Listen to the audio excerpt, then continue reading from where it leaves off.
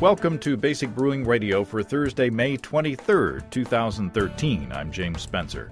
Here at Basic Brewing Radio, we're all about home brewing. This week we sample beers from Nebraska Brewing Company and talk to the brewery's owner, Paul Kavulak, about barrel aging in new barrels and Chardonnay wine barrels. If you're new to home brewing and would like to get into the hobby for the first time, check out our website, basicbrewing.com, where you can find archives of our audio and video podcasts and our DVDs to walk you through basic and more advanced brewing techniques. You can find me on Twitter. I'm Basic Brewing, all one word. Also, you can find me on Facebook at facebook.com/basicbrewing.james. We also have a Basic Brewing Radio and Basic Brewing Video page on Facebook as well at facebook.com/basicbrewing. We're on Google Plus, too. You can find our little community on Google Plus by searching for Basic Brewing. Thanks again to everybody clicking on the Amazon.com associate link on our basicbrewing.com site. You know how that works. Whenever you want to shop at Amazon, go to our website first, basicbrewing.com. Click on our link, and it will take you back to Amazon, or take you to Amazon, where you can shop as you normally do, and we will get a commission from that, and we greatly appreciate your support. We also have associate links for Brew Your Own Magazine and the American Homebrewers Association on our site, too. You can find our Basic Brewing iPhone app on iTunes and our Android app on Amazon.com. We're on the BlackBerry podcast directory, we're on the Stitcher app, and we're on the Windows Phone directory, too. Check out our brewer's logbook at basicbrewingshop.com. In the front is a calendar that you can use to track your fermentation and plan your brews. And the good thing about the calendar, especially now, is that it is blank. So you can start brewing now and use the logbook, and you'll still have a full year of calendar pages no matter when you start.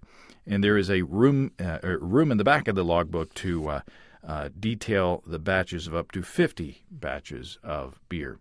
If you want to put a tip in our tip jar, some coinage in our guitar case, you can go to basicbrewing.com/support. Thanks to everybody who has done so already. And protect your precious beer with one of our growler bags. The bag is essentially a cylindrical cooler that is just the right size to accommodate a 64-ounce growler or a couple of 22-ounce bombers or 3 12-ounce bottles. And it has an adjustable strap so you can sling it over your shoulder. And you can check those out at basicbrewingshop.com. We only have a limited number of those available, and you can see that bag in this week's Basic Brewing video episode, which is out there now. And in this week's episode, Steve and I sample a very hoppy pale ale brewed with the malted sunflower seeds that we got from homebrewer A.C. Albert that were made at the Colorado Malting Company. Very tasty beer. And we have an actual sponsor this week. From time to time, the American Homebrewers Association is going to be sponsoring episodes of the podcast, and we are very happy about that. You know that Basic Brewing Radio is a great way to stay in touch with all things homebrewing. Another great way to learn more about brewing better beer, joining the American Homebrewers Association. More than 37,000 members rely on the AHA for great benefits like events, web resources, Zymergy magazine, and money-saving AHA member deals. As a not-for-profit organization, the AHA relies on members to support their work to promote, protect, and grow the homebrewing hobby. Whether you're an expert homebrewer or just getting started, visit homebrewersassociation.org to join today.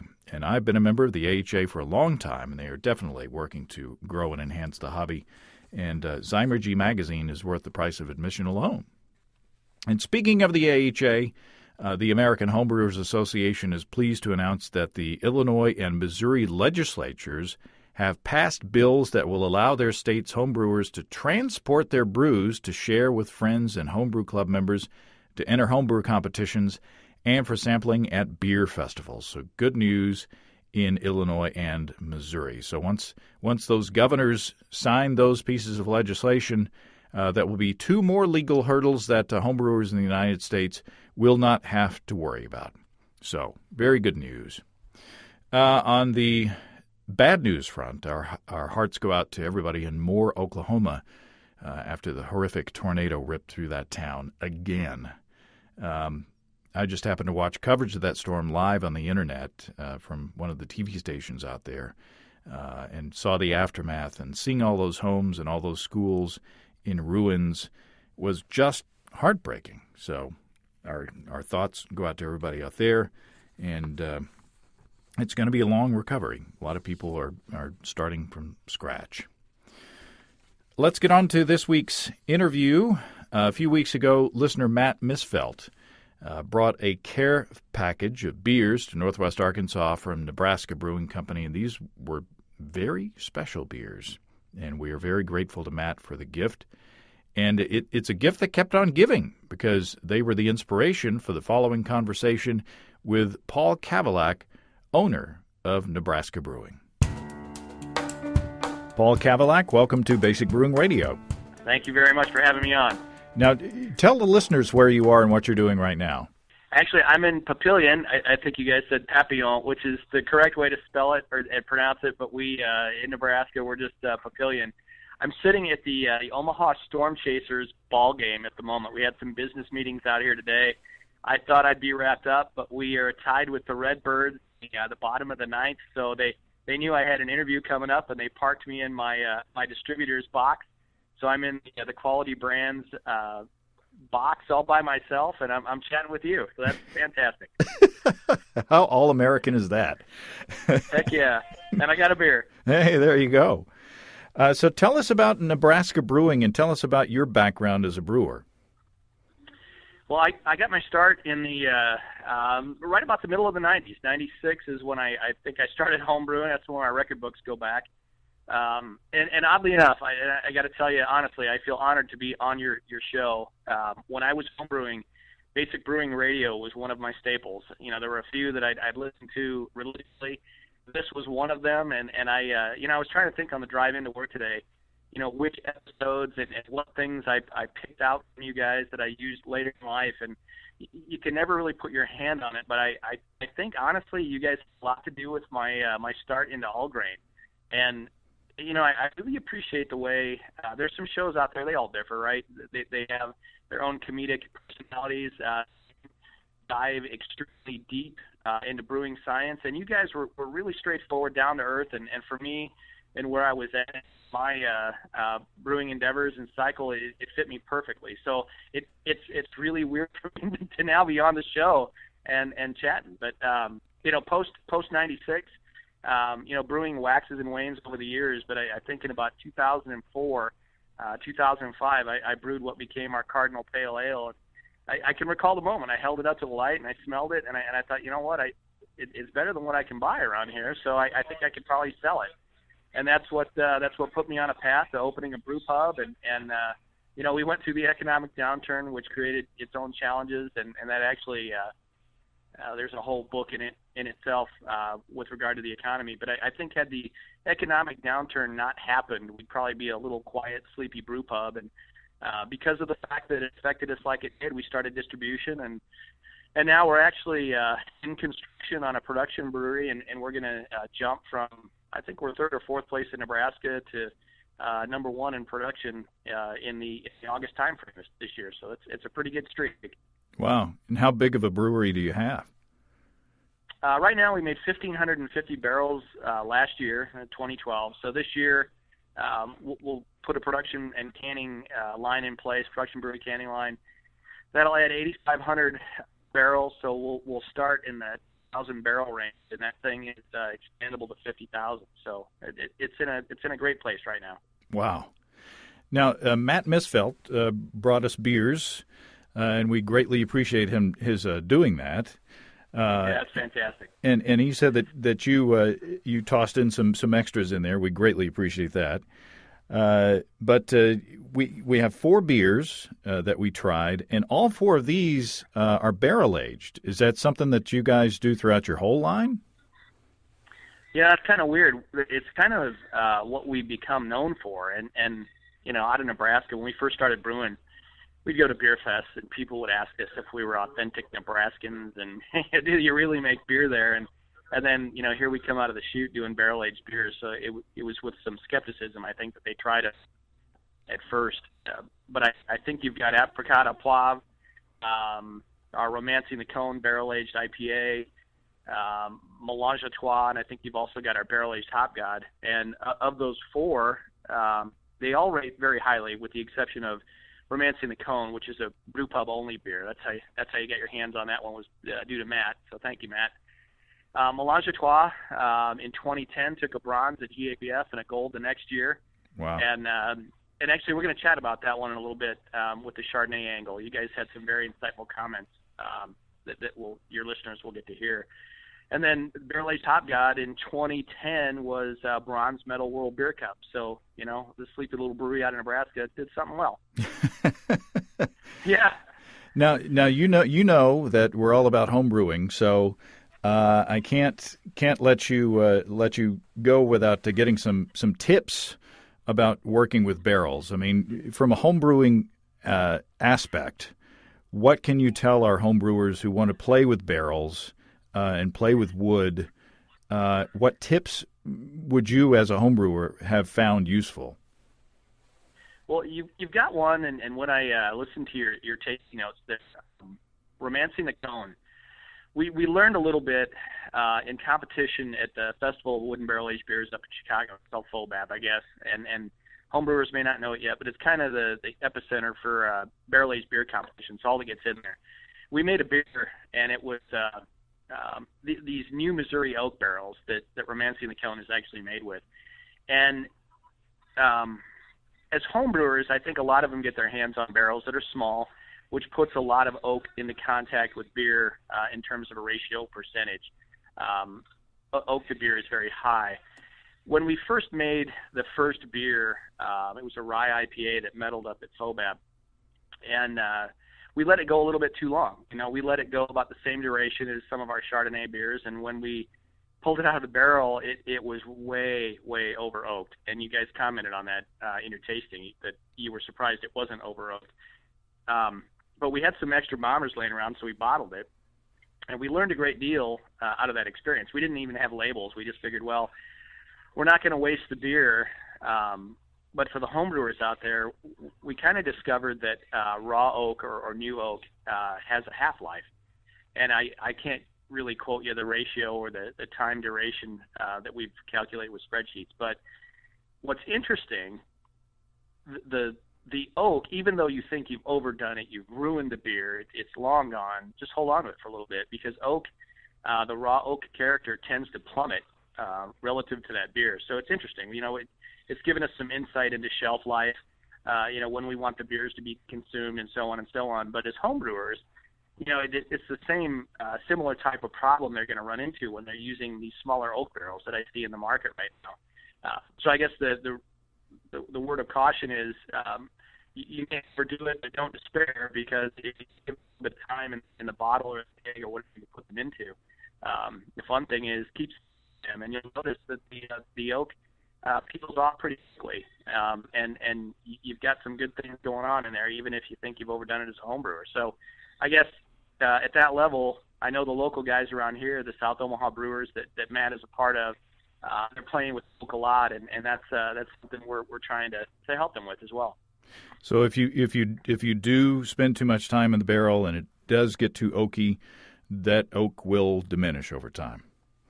It does, and it does quite rapidly. Well, in a relative sense, within 6 months, the half-life of the oak character, the tannin, has diminished, greatly. I don't know if I'd say it's 50%, but it's really interesting. When we encountered it for the first time, we discovered it for ourselves. The wine guys have probably known it forever, but as brewers, you kind of figure this out on your own, and it's really been very, very insightful for us. How do you prepare your barrels? Well, we used 4 that I can think of off the top of my head. We use the new Missouri oak is pretty interesting. We don't age for a long time in those anymore, but we use French oak Chardonnay. We use American craft whiskey, and we've also started using brandy barrels after using French cognac barrels. French cognac made fantastic beers, but they're very, very expensive, very difficult to come by. And like anything, I learned the hard way that cognac and brandy are essentially the same, like champagne and sparkling wine are. It depends on the terroir or where you get it from. But the oaking regimens, I guess, if you'd call it that, new oak, very, very short periods of time, sub 1 month, and you get a lot of oak character out of it.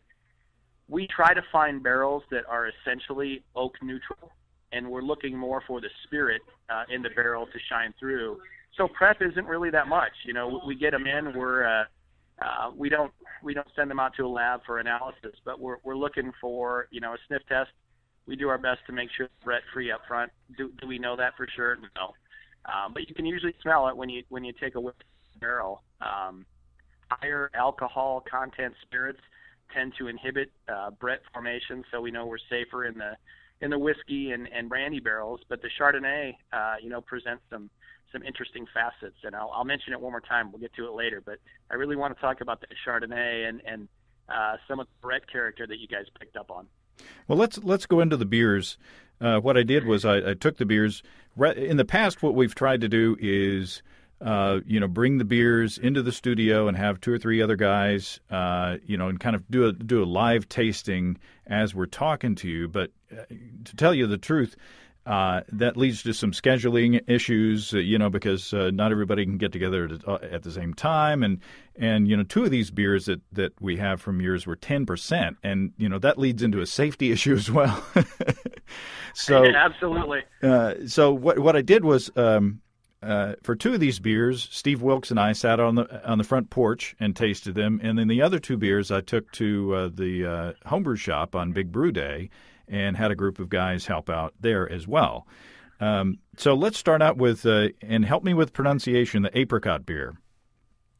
Yeah, this is one of those breweries that produces beers that no one can pronounce. So we kind of combined, American English pronunciation and French, but it's apricot à poivre and apricot with black pepper. And that one's interesting. Our lead brewer, Tyson Arp, is fantastic. He's a great chef on his own, and he tends to really go deep into subtle ingredients and what they impart on the beer. And one of the things that you brought out in your tasting, we do not like Nebraska Brewing Company in general. We're not those kind of guys that are over bourboning and over oaking and really, I hate to say bludgeoning a beer because there's out there that really they're awesome, but we try not to bludgeon the consumer or the aficionado with these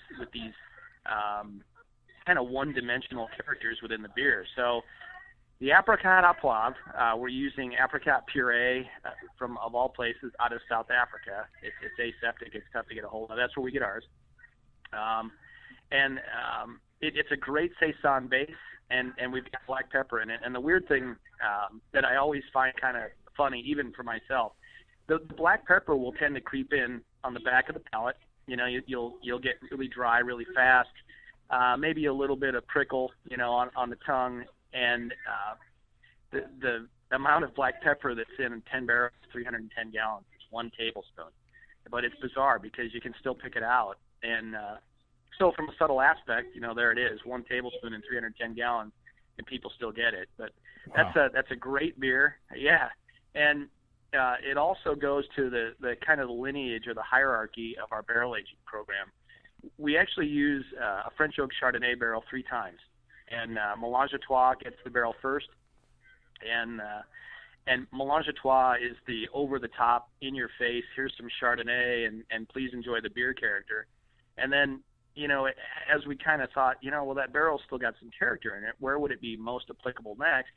We thought, well, let's try our draft Hop God, and then we, found that, it works well with Hop God, but geez, we just did the nose, so let's blend back in a little fresh Hop God and give its nose back.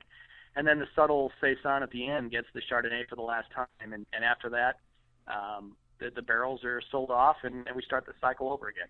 Well, cool. Well, here's what Steve and I thought of the beer. Well, Steve Wilkes, welcome to the porch. It's always a pleasure to be on your porch, James. It's a nice, beautiful day. It's breezy. It's warm. And in a couple of days, you say that we might have snow. That's what they're telling me. It's crazy. We are sipping on some beers brought to us by Matt Misfelt. And you two had been corresponding, and he was going to come through the area, and he was he very generously dropped some beers off for us, right? Boy, he sure did. And these are pretty cool from the Nebraska Brewing Company. Yeah, we're sipping on the apricot and I'm going to say, I didn't take French. I took Spanish, not French, but I'm going to say apricot à poivre saison, which we figured out means apricot and pepper saison, and this is aged in Chardonnay barrels for 6 months. And boy, it is tasty. 6.8% alcohol. What do you think? I think it's really good.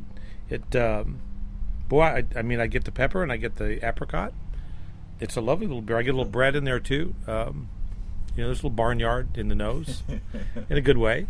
Yeah, my wife, my silent partner, is sitting here beside us, but she didn't want to talk. But she said that we were saying that the beer is tart, but it's not sour. And she confirmed that because she said it's not a vomit beer, as she says. And then she also said that did you say horsey? A little bit horsey, which is maybe some Brettanomyces from the barrel. Or somebody's old socks. I don't think what's so, French for old socks? I don't know. So what do you get? Do you get the apricot? Do you get the pepper? I get both. I mean, I definitely get both. It's got a nice kind of apricot jam-like quality, but it's not sweet, But I definitely pick up both the apricot and the pepper, and it's got that spicy saison thing going on. It's a little less tart and a little more mouthfeel, more body than a lot of saisons that I've had. So that's a good thing. I mean, Yeah, it's not completely dry, and it's very enjoyable on today, where the sun is out and we're just sitting out on the porch in the wind, unfortunately, but very nice. As it warms up, it's getting more complex. As you said, you get apricot, but it's not sweet. Think dried apricots. And you said apricots before we started recording. Now you're saying apricots. I swing both ways.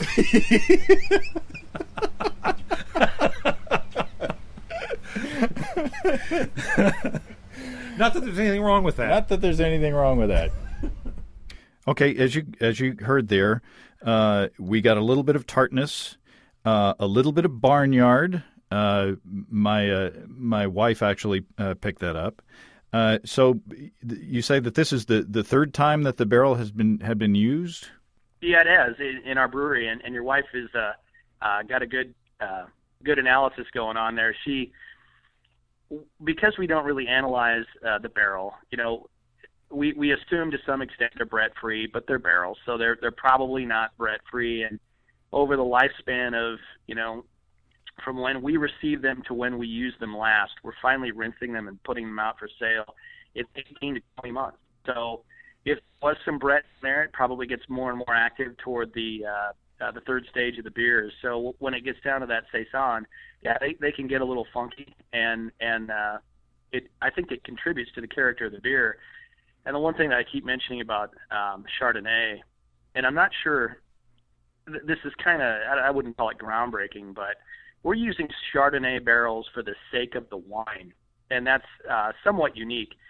Prior to us, Russian River was doing a lot of Chardonnay. They were souring in it. It was really a well-suited barrel for souring in general. But I think what's happening, I think beer people in a general sense, and I would recommend this, go to your local wine store, buy a big buttery bottle of Chardonnay, whatever is relatively inexpensive. The taste doesn't matter that much.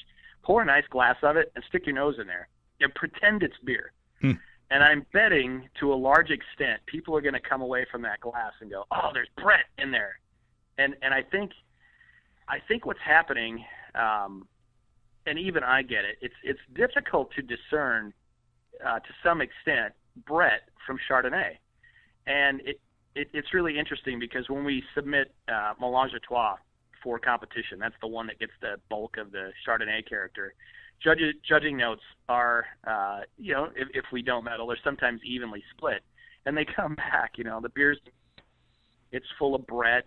and the next judge will say it's got a beautiful Chardonnay character. And yeah, exactly.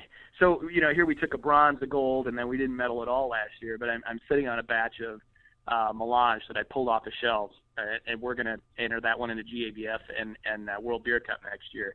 I'm very confident this one's going to do exceedingly well. But it's interesting, because to some extent we're breaking ground with Chardonnay barrels, and I think the judges really haven't experienced that character yet. So how did you handle the apricots? That comes in a like a foil pouch. Tyson, poor guy, has to deal with it. We brew the beer, we ferment. It's kind of like dry hopping, right? So the fermentation is nearing completion, and then we pop the top of the fermenter open the manway, spray the heck out of it with a disinfectant, and then we squeeze the puree into the beer itself, and we give it dose it in essentially the secondary fermentation so that it doesn't entirely ferment out of the beer itself. Well, it's tasty. The barnyard or the funk was not. All of these beers to me were all about balance, as we say in the tastings, and so I think that they're multidimensional and they're layered, and they're a lot of fun to drink because you can kind of explore all those things that you're tasting, and you're not hit over the head with any one of those components. Exactly, and we love that ourselves. I'm still left with this weird mental perception that we don't make much of this beer, and we don't. But we used to make, 1 or 2 oak barrels at a time, and I've got, a case or 2 of every batch that we produced in a cellar. I hate cracking them open because they're so scarce. But I think that's our hallmark. If we were to be known for something at this stage in the game, I think it's the subtle character that builds complexity. I think there's a lot going on, and people they'll tend to get lost in what they're experiencing. I think that's pretty cool. Well, let me play the clip where Steve and I taste Romancing the Cone. We're getting mowing from a different direction now on the porch, and that's what happens when you have a big yard. So now we're drinking Romancing the Cone, a alcohol 7% by volume, aged in oak barrels. It says perfectly suited for the Missouri oak barrel aging. Our West Coast-inspired IPA is rich in flavor, steeped in bitterness, and heavily aromatic due to the use of citra hops. Is that accurate, sir? Very accurate. This is definitely a West Coast IPA. So, yeah, and I get the citrus hops. Interestingly enough, as a sidebar, I just made a West Coast IPA using Mosaic and Citra and Chinook. But at the end of it, the predominant flavor that comes through is the Citra. I really went after that big grapefruit thing at the end, and this is pretty much. I'm kind of proud to say that the beer that I made and this beer that's Romancing the Cone are very close cousins, and very nice. Yeah, and what I think of this beer, I mean, there's probably more hop flavor and aroma than in the original IPAs, but the oak, I don't get a whole lot of, it's not like chewing on a table leg, but there is kind of an oak presence in there that's noticeable. It's not dominant, but I think that maybe this is something closer to a historically accurate English IPA sort of thing, because those were shipped and aged in wooden barrels. So what do you think about that theory?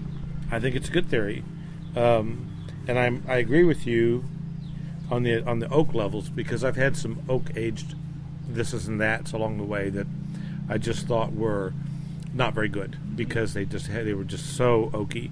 But this has got kind of just the right amount of woodiness, to it, that it's very pleasant. It's not overwhelming. So kudos to the brewer. Yeah, I was afraid that the oak might clash with the hops, but not at all.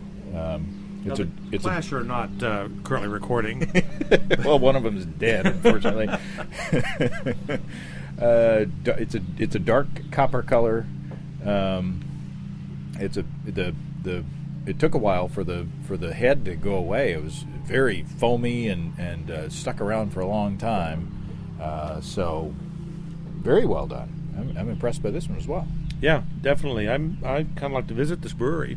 So not very far from Kansas City. It's a little, I think, a suburb of Omaha. So Papillon, Nebraska. See Papillon and die, I always say. Is there a road trip in your future? There could be. All right. Well, thanks, Steve. You're welcome, James. So there you go. Now you said that this was the over-oaked beer? Well, it emerged from a process or kind of a analysis that we did with another beer. It was a rye IPA, using, actually it was the same barrels. These are barrels out of, I want to say Lebanon, but that's not right. If somebody Googles barrel manufacturer in Missouri, I'm sure they'll stumble onto it. But this particular barrel manufacturer supplies a lot of the wine industry on the West Coast. And they supplied us with a different type of toast. One contributes to cotton candy. The other is more caramel. So we got one of each. And when we experimented with the barrels, because they've never had anything else in them, no whiskey, no wine, no nothing, our beer was the first one in there.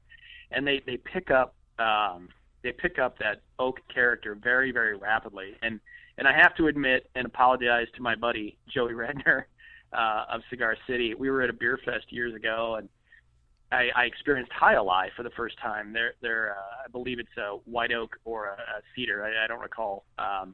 Barrel aged variant, and I said, how long was this aged, Joey? And I expected to hear 6, 7, 8 months, and he says 2 weeks. No. And I laughed, and I said, well, that's not barrel aged, and I was proven wrong by my own little experiments there. And when that beer emerges, this one is 3 weeks, so it's only 3 weeks in the barrel. Wow. And there's a decent amount of oak character in there, and that particular batch that you guys have, I think it's probably 2 months old now, so a lot of the oak has already come off, and you guys, I think, experienced a good amount of it, but its half-life is already in motion. Yeah, it's not, as we said, it's not to us, that bottle wasn't over oaked, so very enjoyable. And I made the comment that I think that I would just wonder if this is a hint of what historic IPAs might be like, or might have been like, because of their contact with wood. I thought that was a great comment. When I heard that, I had to think back as well, and for what it's worth, that's exactly how IPAs were created and shipped to India, and it got me to thinking a little bit how they were coating the inside of that barrel, and while I won't know, I bet they did pick up a heck of a lot of that oak. So that's a pretty good comment. Well, let's move on to the tasting at the homebrew shop, and now they're a little more subdued than we were on the porch, but and a little more serious. They took the job seriously back there. Yeah, they went deep. So let's play the clip with the Mélange à Trois. Okay, here we are in the birthplace of Basic Brewing Radio, sitting across the very table where Basic Brewing Radio was born, here in the back room of the home brewery in Fayetteville, Arkansas. And we are here with Robert Hanachek, Chris Abel, Andrew Sparks, David Johnson, and Bruce McCain has just he's left the room. We've lost him. And we are tasting the Mélange à Trois, Belgian-style ale from Nebraska Brewing Company. And impressions. That's refreshing, citrusy, funky. Good appetizer. Tart, the oak aging comes through distinctly. Yeah, I definitely pick up the wine. I guess it was a Chardonnay barrels, is that it? And I definitely sense a kind of a wine-like character in the finished beer. Dry, tart, lots of white wine character. It's rather lovely. Yeah, I think it's pretty delicate. At the very end, I get the toasted oak, and again, this is the third one of their beers that I've tasted, and none of them has been a kind of slap you in the face with the wood, so to speak. But very well balanced in that regard. Well, I get some tartness, the kind of funkiness. Does it say it has anything wild in it? It has kind of a tartness that probably comes through from the barrel. Yeah, really nice and refreshing. Yeah, it's got just a little teeny bit of maybe a Brettanomyces character, maybe just a teeny bit, but not such that I would market it as a funky beer. It could easily have some Brett in here, but it's not a slap you in the face kind of Brett. Yeah, again, very well balanced, I think. Robert is uncharacteristically quiet. Very good. I enjoy it. I enjoy the beer. Is this up your alley, Robert? Is this the kind of beer you like? Not really. I prefer hoppier beers, but I really appreciate this at the end of the evening before going home. Well, you may like the next beer a little better. This is very good. I enjoy this quite a bit, and we will work on the rest of this beer and then move on to the next. So there you go. This one, of the four, I think this is my favorite. It was, I don't know much about Chardonnay myself. I don't know much about wine, but I'm going to have to go out and get a big buttery Chardonnay just to see what I was, to pick out that character that I was tasting. But there's a whole lot going on in that beer. Yeah, there is. That particular beer, most of our barrel-aged beers start off in draft form, and then at some weird stage of a night of having a few too many, we kind of hallucinate what barrels would be interesting, and so we'll experiment with them. And by the way, that's where the Inception series comes from. The Inception series are our barrel-aged experiments, and for the most part, they've gone pretty well. So we'll bottle them, we'll release them, they sell out very quickly, and then we'll determine whether or not we want to make them again. But we had a draft beer, Belgian Golden Strong, beautiful beer, and it had a huge pineapple character to it, and Belgian yeast strain, and while we're sitting here drinking it, I was a court dork before a beer geek, right? So always some weird, hide me in a back room, but I thought, what, this would probably be really interesting in a Chardonnay barrel. So I didn't really know what I was hunting for, and I picked up the phone, called around, and I wound up paying way too much for a particular Chardonnay barrel, and I got lucky. I really did. Because I didn't know what spec to request or look for. I got a barrel off the West Coast that ultimately turned out to be very beautiful for this particular beer. And then, after we'd bottled it and tasted it and released it and tried to sell it, with like, okay, well, let's try to make this beer year-round, or at least a couple times a year. So it drove us back into an analysis and a deeper understanding of the wine industry and how they're producing wines and how these barrels become available, and is this beer oak active or is it oak neutral? And it really, I think honestly, because we got lucky with that first beer, we kind of discovered this whole new arena of barrel aging. And for what it's worth, I think we've taken a big step down the path of Chardonnay barrel aging, which a lot of other breweries are now pursuing. So it's pretty cool. Talk about the base beer some more. Talk about the recipe. That is a Belgian Golden Strong, and I think honestly, it's both the key and the curse is in the yeast, and it's the Duvel yeast strain. And Tyson will shake his head every time he has to explain dealing with this. He has a lot of difficulty with that strain, and we're using a strain out of BSI, and now we're experimenting with a couple different other strains to try to ease our own burdens. It takes a nice, healthy, oxygen feed, so a sugar injection. So we're doing extra things to it. When we first started trying to get this beer done and make it happen, it fermented, well into the 30-day range, which is not great for a small, tiny brew pub who needs tanks freed and making beers at a rapid pace. So in the intervening time period, Tyson's gone back to both the scientists at BSI and his own little propeller spinning on his head to figure out, ways to shorten the fermentation on this thing. And I think, don't quote me, but I think he's got it down into the couple-week range. So he's had, tremendous difficulty with it and also tremendous success. And it's also the same strain that we use in both our draft and barrel-aged hopcock. Huh. Well, it's not hot at all. It's 10% alcohol, but you wouldn't know it. I mean, it's very easy drinking, and it's good that we had 5 or 6 people drinking on that bottle because I mean, it is a big beer, and we could tell. You know, the second tasting, yeah, you need more bottles. Yeah, but anyway, I think it's a well fermented beer. You know, you couldn't tell that it was any kind of a stressed or difficult fermentation from the final product. Well, and then it gets to sit for an extra 6 months in the barrel and kind of reach some type of equilibrium. But it's a beautiful beer. It's my favorite by far, and I had the opportunity to have a couple bottles here the other day. People drop into the bar. It's interesting, Papillion, where the hell's that, right? But people travel, and we just had the Berkshire Hathaway weekend here in Omaha, and we had so many people come in that, again, we feel very honored that we're not in Omaha proper, and it's a drive to get from downtown to Papillion, and people dropped in on us, and they're hunting for those beers, and they want to meet us, so that's really, really nice.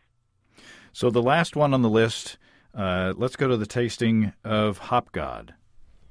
Okay, now we've moved on to Hop God, which is a Belgian-style IPA. Aggressively hopped, according to the label, and aged in Chardonnay barrels as well. And Robert. Well, as it was already pointed out, pick up some similar citrus as the ale before. And I'm hoping to find the hoppy aspect. It's not an American West Coast IPA kind of a hoppy. Yeah, the hops and the Chardonnay sort of are competing with each other to come out front. So, but it's decent. I like it. Andy? Yeah, the title Hop God. I think most people are going to see that and expect more of a hop aroma to pop out, kind of like our West Coast double IPAs these days. And I mean, that probably is not what we should expect because it's been sitting in barrels for a while, and that freshness from the hop has probably diminished to some degree. But it's a tasty beer for sure. I wouldn't title it Hop God either. That's somewhat deceptive. But the complexity is very in your face. It's like a battle royal of flavors competing for the top spot. And the Chardonnay character is there once again. Is that positive? It adds to the complexity. It's I like it because it's different. I'm always trying to find different things. The more complex, the better, in my opinion. And this beer is very complex.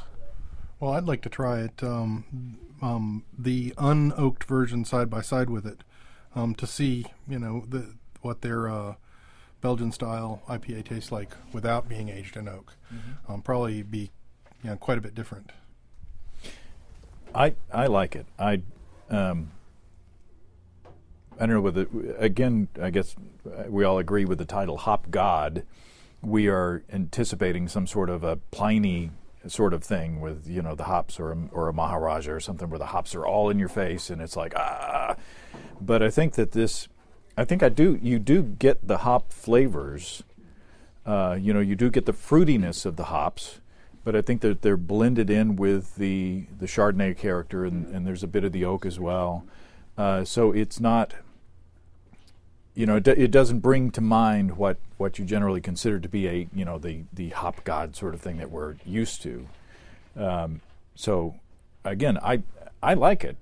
It's just, Dave, I think you're right. It is a complex beer, and the hops are in there. It's just that they're kind of mixed in. They don't dominate as much as a West Coast IPA sort of hopped beer would be.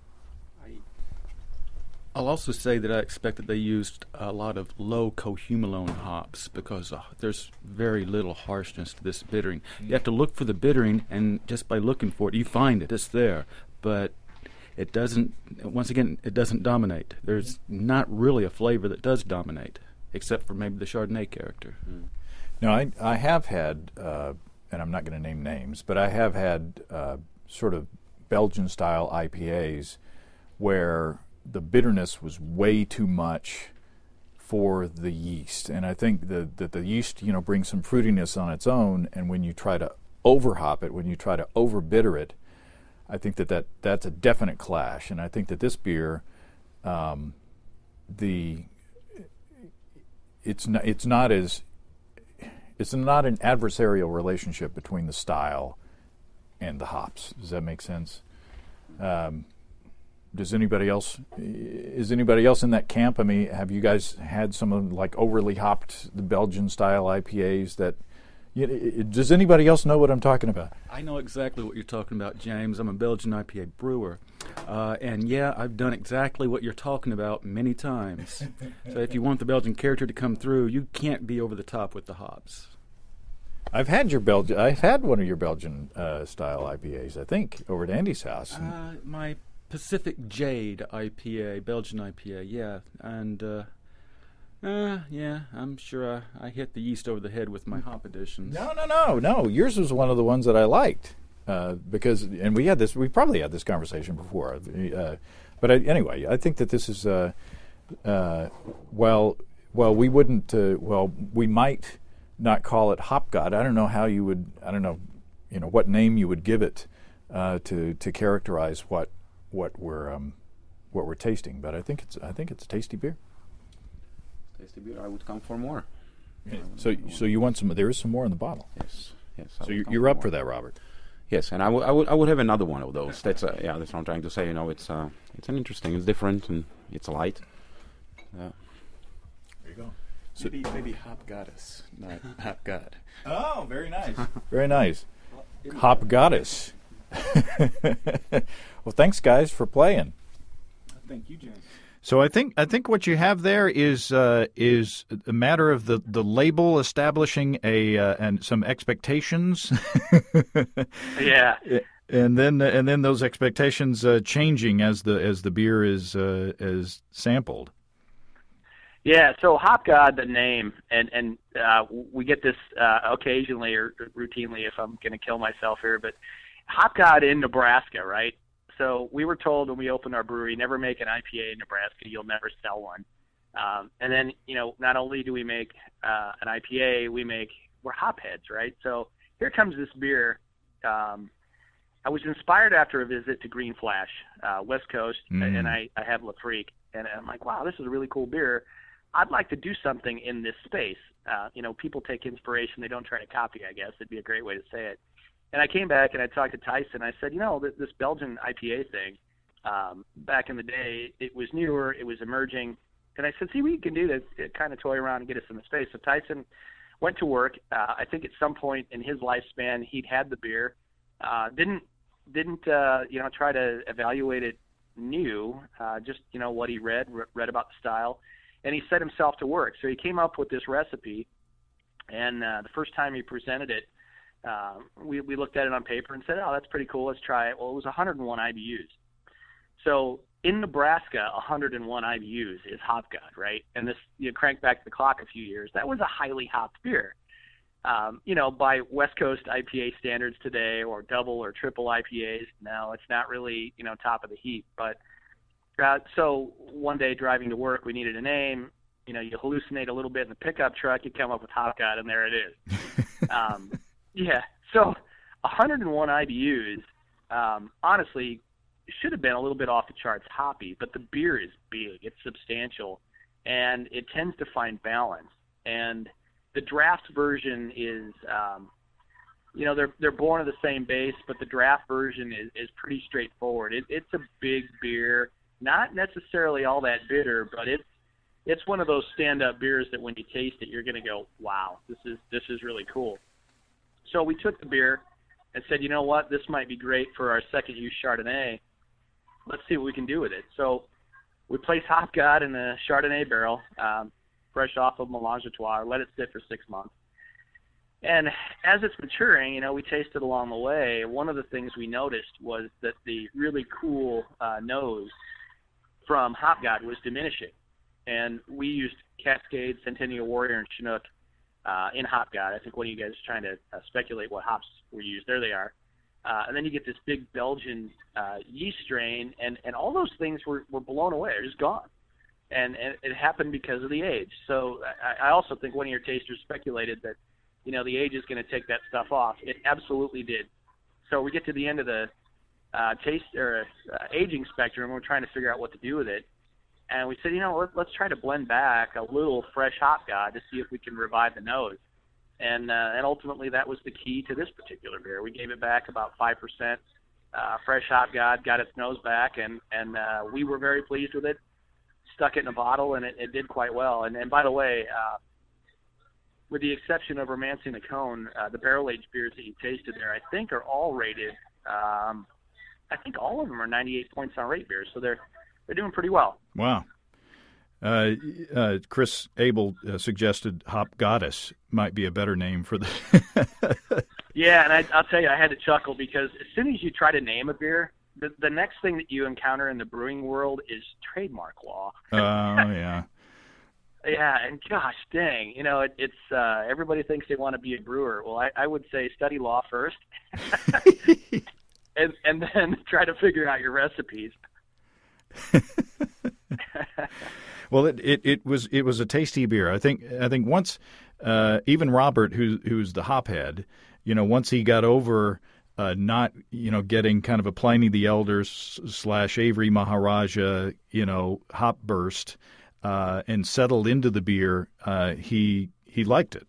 But it's just like I say, just the expectations of thinking it's going to be one thing and then discovering it's another thing kind of took us a little while to shift gears on that. But very well done. I thought all of these beers were very well done.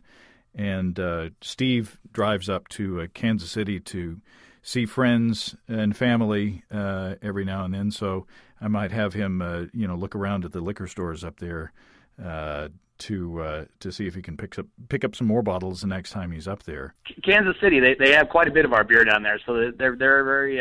It's a great market for us. They appreciate the beer, and we're very very thankful to have them. Awesome. Well, listen, I appreciate your taking. How's the game going, by the way?